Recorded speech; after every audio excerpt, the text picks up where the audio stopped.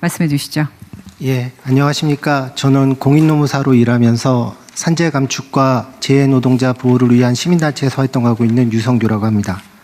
오늘 저는 안전보건의 양극화에 대해서 이야기를 해보고자 합니다. 모두 아시겠지만 산재 사고 사망이 소규모 사업장 노동자, 하청 노동자, 고령 노동자, 이주 노동자 등 취약 노동자들에게 다발하고 있는 안전보건의 양극화 현상이 심화되고 있습니다. 작년에 우리 고용노동부가 발표한 산재 통계는 이러한 안전보건의 양극화를 해소하지 못하면 효과적인 산재 감축으로 나아갈 수 없다는 사실을 명백하게 보여줬습니다. 정부의 다양한 노력에도 불구하고 안전보건의 양극화가 지속되는 이유는 대부분의 취약 노동자들이 일하고 있는 소규모 영세사업장은 정부의 제재와 감독이 아무리 강력하더라도 스스로를 변화시킬 수 있는 능력이 부족하기 때문에 그렇습니다. 사실 현장에 나가서 사장님들을 만나보면 무엇을 어떻게 변화시켜야 될지 도대체 모르겠다는 이야기들을 많이 하십니다. 그 정도로 능력이 부족하신 거죠. 따라서 변화할 수 있는 능력을 지닌 사업장과 그렇지 못한 사업장에 대한 차별적인 산재 예방 감독 전략의 실행이 매우 중요한 시점이라고 봅니다.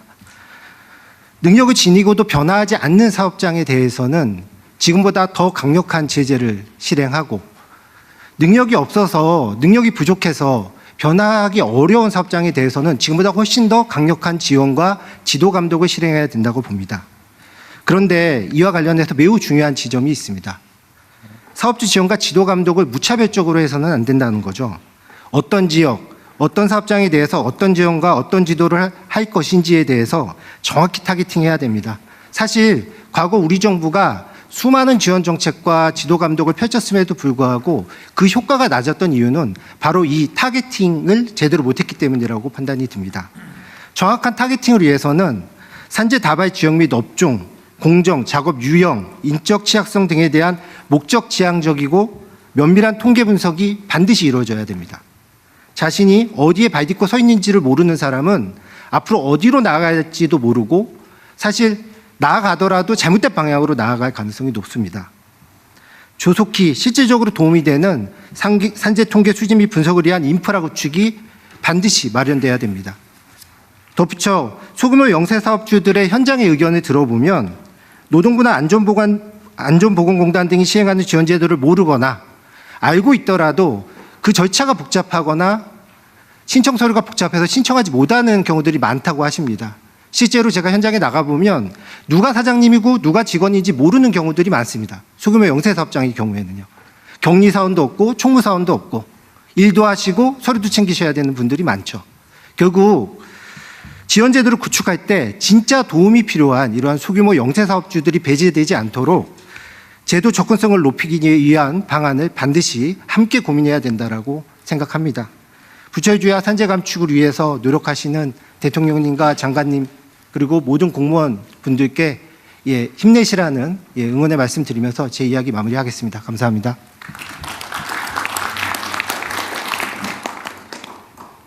네, 그럼 먼저 장관님이 지금 이 말씀에 피드백을 주실 분이 계신가요?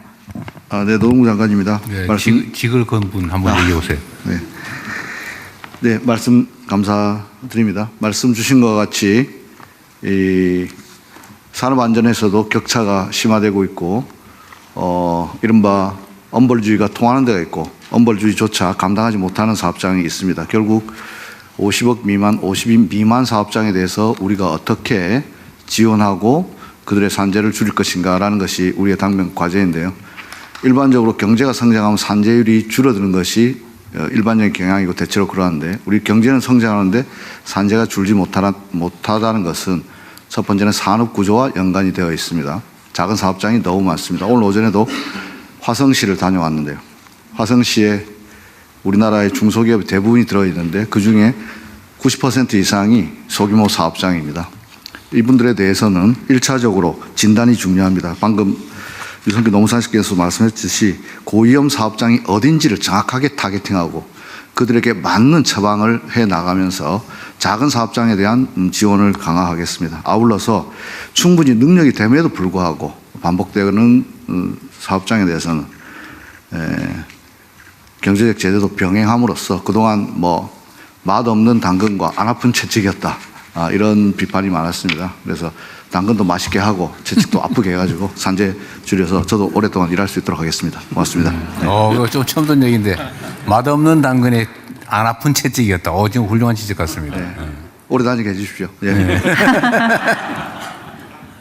네, 말씀 감사드리고요. 두 번째 주제에 대해서도 아마 지금 손을 굉장히 많이 들고 계셔서 시간이 제한돼 있기 때문에 짧게 부탁드리겠습니다. 그럼 일단 죄송한데